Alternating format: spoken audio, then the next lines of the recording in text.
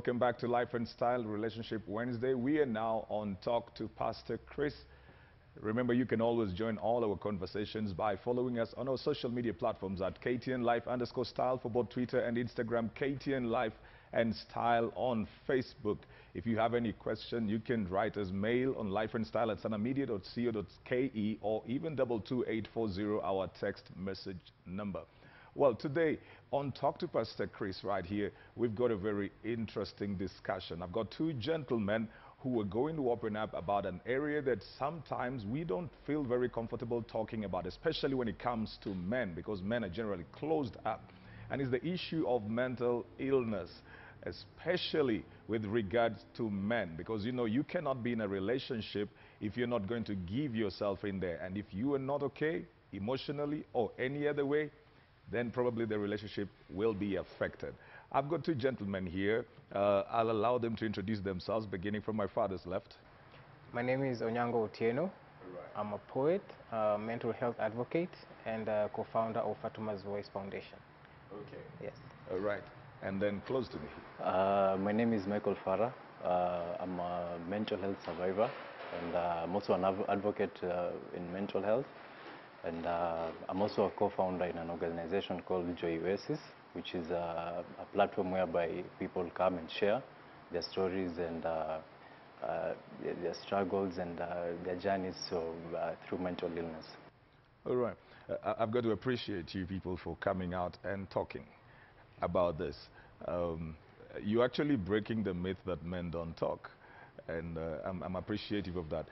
Onyango, probably I start with you. You know, how did you get into mental health advocacy? If we could just start with your story.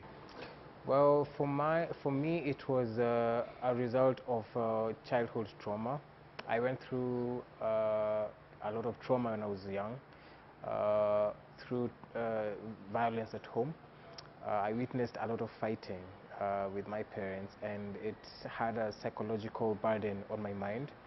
And so I felt suicidal when I was 16, and a lot of that pain was accumulated over the years, being that I still did not have emotional stability over time. And so after 15 years, I was diagnosed with depression, and it came with post-traumatic stress disorder and anxiety disorder, which I had to start learning about as I went through therapy, because these terms were very new to me. And so through all that darkness and pain, I figured that we have a lot of information out there about mental health, but it seems like it's very scanty to us. And so I had to start looking for that information, reading up about it. And since I'm a writer, I started breaking down that information to ways which people around me could understand it and consume it, so that mental health or mental health illnesses will stop looking like there's something like it's something so out there, yet it is something that has been with us for a longer time. It's just that we don't have a language for it. Okay. You discovered at about 16 that you were getting suicidal, but you had these issues from childhood. Before you got to the place where you were suicidal, what were the things that you'd find yourself doing? What were your ways of expression of your emotional imbalance? First of all, it was writing. I was writing to cope with it. That's the time I started really writing as a way of self-expression. And the other was I would run away from home. And by that time, that was considered as being tough-headed, but I was really screaming for help. And as a result of feeling not like I wasn't being heard, now the suicidal thoughts started coming up, because the feeling of hopelessness was, you know, kept rising and rising, and felt maybe there was no other place where anybody would ever hear me, and so maybe it wasn't worth even living. All right. Let me just stay on you for a minute, then I come to Michael. You talked about the issue of violence in the home. Most of the times, parents would not imagine that how they treat each other affects their children. They think that as long as they are okay with their children, if they're not okay with themselves, it doesn't affect the children. The children are kind of cushioned. But you say that affected you. Tell us a bit. Well, I usually tell people home should be the first church. If if you don't meet God at home, it's very difficult to understand God outside home. And a lot of what's happening, a lot of pain that a lot of people my age are going through is coming from the instability from home. And over time, I've come to just realize how important having a healthy environment at home is so essential for a child's well-being, for everybody's well-being in the home, you know. And so we have to break our backs in order to create safer spaces for our children in the home, because we can't keep leaving teachers the burden of bringing up our kids. We can't leave it to pastors. They also have kids. They also have a lot of Or even to the responsibilities. nannies, right? Or yeah, or even to the nannies, which again most of us grew up with. And so we have to, you know, create elaborate systems in the home, and that means people have to be more vulnerable. People have to be honest. People have to be just a little more human in the way they treat one another. And the other thing is, parents need to feel like it's okay to express their weaknesses to their children, because we can't keep thinking that children don't see, or try to emulate that we are perfect parents, yet we are just trying to figure out life just the way, you know, kids also growing up. And so it's important, I feel, that we can avoid a lot of the trauma that's been happening for so many years to us by, you know, being more transparent with our emotions and learning more about who we are. Okay. Michael, please bring us into your journey. Okay, thank you so much for this opportunity, first of all. And okay, I would like to talk about how my life has been. I'm an orphan, so it's been a really, you know, a long journey, which started while I was still very young. And Did you lose your parents when you were young? yeah, I lost my parents while I was very, very young, around 8 years. Both of them to HIV, and so I got adopted by my brother to my father. So during that time, you know, I was very young. I didn't know what was happening around me. I was really able to, you know, to suppress my feelings that time when I lost my parents. And with time, you know, all these things started coming in. My personality changed. I started being very quiet in my childhood, say, primary school and secondary school. I was just a silent guy, you know. You know, people say men should not cry. They say men are not supposed to show emotions. But at 8 years, you lose both of your parents. You've lost them. You don't even understand so much that is going on. Do you think that that pressure of boys don't cry made you suppress your feelings? Okay, at that time, actually, it wasn't about, you know, me being able to suppress my feelings just because I'm a man, but it was because I had my uncles, my uncles were there, my aunties were there, and they gave me all the love that I needed. So it wasn't really a big deal at that time, but after some few years, well, when I was in secondary school, around Form 4, you know, that is the time when I got my first kid, and it wasn't you know, also a big pressure on me, because that I was supposed to join university. I passed well, and I kept it as a secret, you know. Even my family didn't know that there was this kid. So it was, you know, all those experiences that happened. This is the time now when, you know, I was caught up in drug abuse, you know, and it was until I met you know, a special lady who was had gone through the same experience as me in mental illness. So we opened up, and I started, you know, going back my past life, for me to be able to understand, you know, where all these things are coming from, because even my relationships are not good. With the relationships I had with the mother, the relationships I had with my cousins, my aunties, they really couldn't understand, because I was just alone every time. and I had no one to talk to. So, and I was just, and me, I love internet, I love social media. So most of the time I used to find myself in social media, going to various sites, which was a source of me to release the pressure. The common denominator between the two of you is that your conversations were elsewhere, not really with people. Michael is talking about his conversations. He was more on the internet. You said you were writing. But how do we know the difference between somebody who has a quiet personality and somebody who's actually going through challenges mentally? It's really hard. It's really hard to know, because there are some people who they are built to have that personality, calm personality. And as for me, it was I had so many questions in my mind. I didn't have an identity, because at the end, the family that I was with that time, the family that was taking care of me, we got separated after a while also. And then, there's that pressure also from the society, because, you are a man, and accidentally or not accidentally, you've been able to get kids, you need to take care of them. So, and I had no one to talk to. So I had to take that responsibility myself, because I was thinking, okay, to these kids, how will they be able to live this world if they don't have a father? So yeah, it was so much pressure for me to be able to look after them. But my guardians, they were giving me advice like, continue with your studies. But it also affected my studies, because I was not able to finish my degree. And although I got jobs here and there, I was successful. But at the end of it all came crumbling down.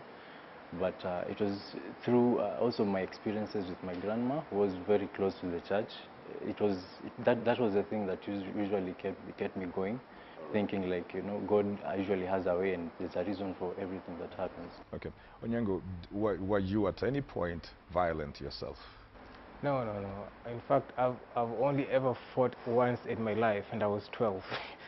And I vowed never to be violent anymore. But I still had a lot of unexpressed energy, which came out, it still wanted to come out in different ways. And so on top of the writing, now I also got into very unhealthy relationships and unhealthy sexual behavior, which again took a while to diagnose, because at that time I didn't even know who I was and what's really ailing me. And so it took a lot of self-work, inner work, to even come to those kind of truths and realize that I'm actually meant for bigger things than just live within my pain. You both started your journeys at childhood. You had your parents, but the family was kind of dysfunctional. You did not have your parents.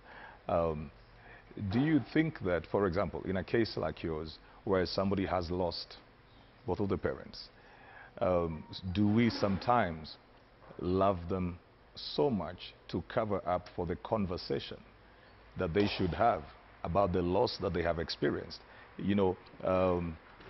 Sometimes is it that we try to cover up for that loss by being very loving and not having the conversation?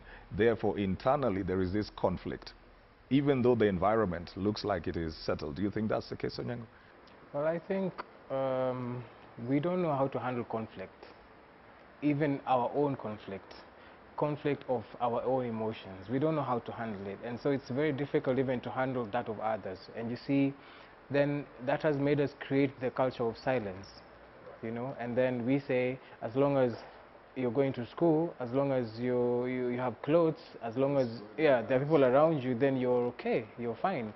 But if we can't be honest and fierce with the real things that are happening to us, like, so for example, in a family, if you lose a child, or a child has lost their parents, if nobody takes this child through how they're feeling as a result of their loss, then the silence won't help.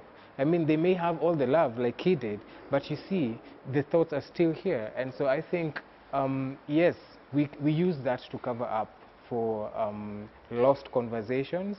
And so we imagine if this person is left to the world, they're going to be just fine and healthy. But again, those things keep creeping back. And so I feel whatever displacement happens in anybody's life, whether they are 5 years old, whether they're 80 years old, needs to be talked about, because that is the soul of their healing. Right. So we generally are saying that conversations would help people on the path of mental wellness if there are things that are talked about.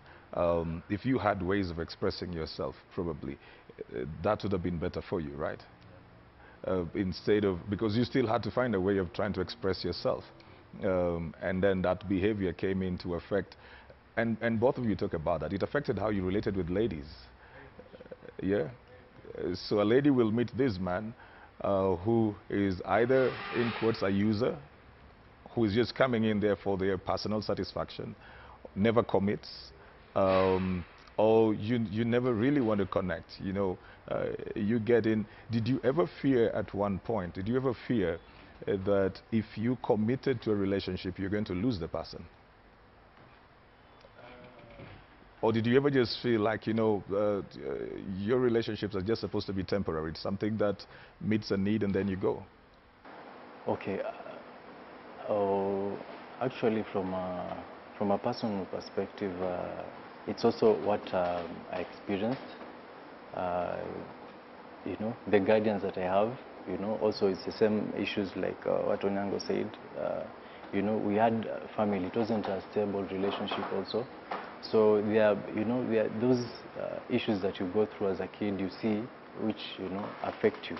It's not because of fear of, you know, getting committed or something, but, you know, you don't find a meaning. You know, you don't see a meaning, okay. You try to look for a meaning. Why? Because nowadays people, you know, have different reasons of, you know, getting married or being committed to each other. And, you know, as for me, I was looking for, you know, I really, it wasn't planned that, you know, I wasn't aware of what I was doing, first of all. So it was very challenging, and, you know, also spiritually, you really need someone who will be able to guide you and put you, as in, you know, the relationship should be really healthy. Okay. Talk to me about the place where you both were coming to the place of contemplating suicide. What were the predominant thoughts? What brings you there? First, when you're in that moment, you feel very insignificant. Like you're the smallest thing that exists on earth. Like all your voices, all your thoughts, all your feelings come to that moment, and they all tell you that you do not deserve to be here. First of all, because you feel abandoned, you feel misunderstood, you feel judged, you feel abused in some cases, and the negative thoughts just take you south, you know. And so even the idea of suicide actually feels very calm and very peaceful, because you think the moment you stop breathing, then all this is going to end. And so what people find difficult to understand with that is, you know, they tell the guys who feel suicidal that this is a selfish thing you want to do because the people who are going to be left behind will, you know, will suffer and all that, But at that time, you're not even thinking about anybody else. You're thinking about ending your pain. And so we have to focus on the pain, because the pain is where the problem is. Sometimes people don't think that men need affirmation. They don't think the men need to receive when it comes to emotional issues. You know, they feel men are the givers. In fact, sometimes somebody would wonder, why would a man want to feel appreciated? You know, that's not a manly thing to do. Is that a true way of thinking? Is that a right way of thinking? It's not the right way of thinking, but it's what it's out there, the society, you know. You know, as a man, you know, there's a way the society needs you to behave, if it's in terms of relationships. And it's that pressure, you know, when you're young out there. And for example, like me, I got my first kid when I was very young, not yet joined university. So it was that pressure also, because I didn't have parents, and okay, the guardians that I have, I was not very close to them, and the support also I got from them. You know, they didn't tell me directly, you know, because you know they knew I was supposed to go to university and finish school, but for me, you know, that time I was feeling proud. I was saying, okay, I have kids. Let me try to hustle, you know, get a job here and there while still in school, in university that time. So it was that challenge, you know, also coming out as a man and taking your role, how the society wants you to act, you know, apart from just listening to your family, immediate family. You as a guy who's growing up, who is undergoing also the adolescence, you'd want to come out there as a man and, you know, and take care, be responsible, so as the society looks at this guy, he's successful, you know. But yeah. How do you build a bunker around yourself against this pressure? Because I have a lot of conversations here, and every time we talk with the men, there's always this thing of what society expects. But you see, society is made up of people. How do you build yourself a bunker around this pressure so that you are not crumbling under the expectation of what this society has created? I think what helps first is self-acceptance. Accepting yourself helps a lot. I have a phrase that says, I'd rather be misunderstood by the world, but I understand myself, because I would tell myself that I'm enough, you know. Just growing up looking for that affirmation as a young boy, looking for that, you know, like feeling like I'm not being abandoned, I'm around people who care about me, was the reason why I had to go out there to do very unhealthy activities.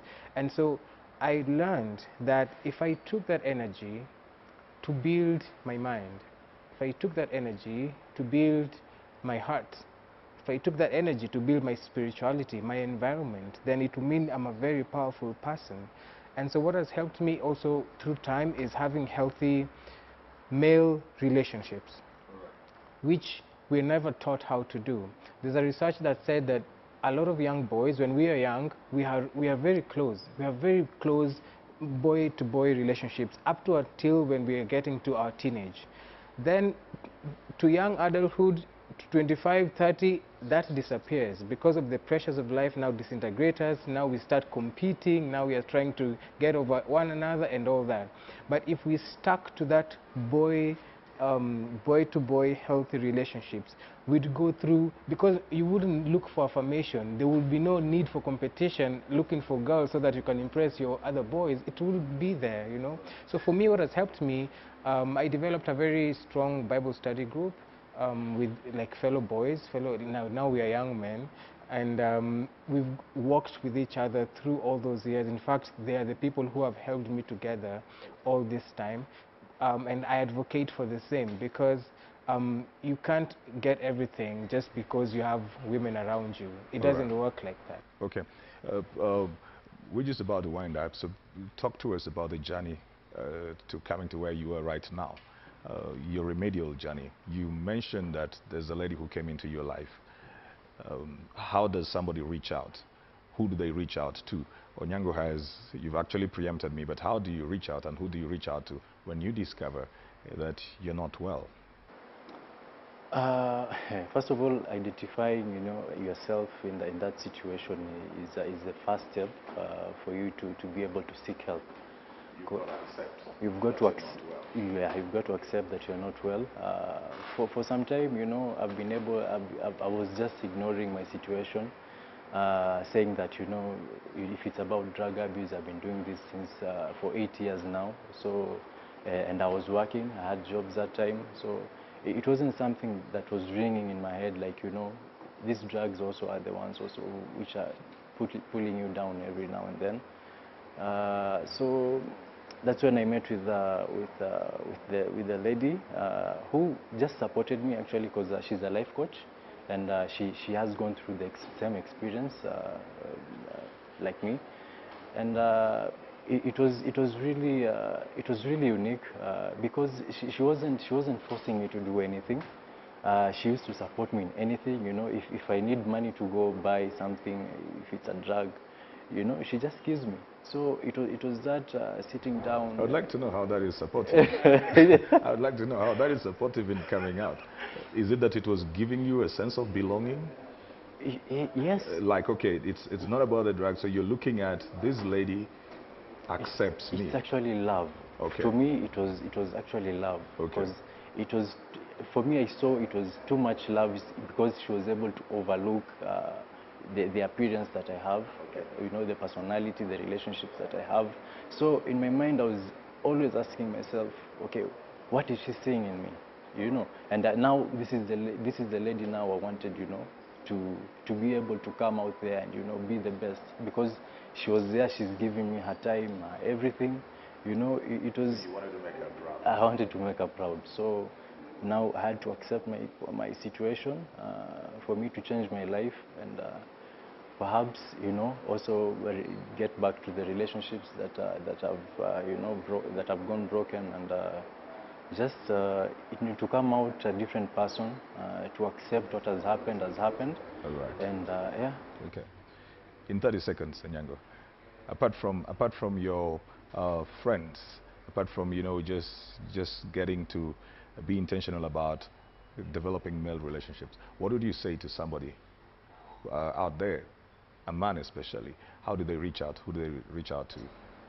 I think if it's a mental health matter, it has to get to a point where now you may need to source for medical help. All right. See a psychiatrist, see a therapist. And that is not a sign of weakness, right? It's not at all, Right. you know. One It's day, the same way we go to the hospital for any other thing. yeah, you know, the wellness of your mind it depicts how you do every single thing. Yeah, and so we have to be more courageous, because this is actually your life. If you're afraid, it's not people who are going to be affected, it's you. So how long are you going to contain yourself in that cocoon of silence? You can't live there for a long time. So let's come out, let's talk, and All it's right. okay. Okay. This is a conversation that cannot be, you know, we can't get into everything within the short time that we have, but I'm hopeful that it has been helpful to you. It's a conversation that probably, again, we will keep on having, because even men have feelings, and you've picked up from the story of both Michael and Onyango that, you know, they needed affirmation, and sometimes you just need to know that you're accepted, you're loved, you belong, so you have a sense of identity. If you're struggling with mental illness out over there, do not categorize it as something that is, you know, outrageous. No, and do not even allow the stigma of thinking that it is your fault that you're mentally ill keep you away from talking about it. Seek help. Just the same way you would go to the pharmacy and buy drugs for malaria or something. Seek help. Do not die right there alone. This is all the time that we have had on Talk to Pastor Chris right here on Relationship Wednesday, Life and Style. Style with Crystal coming up next.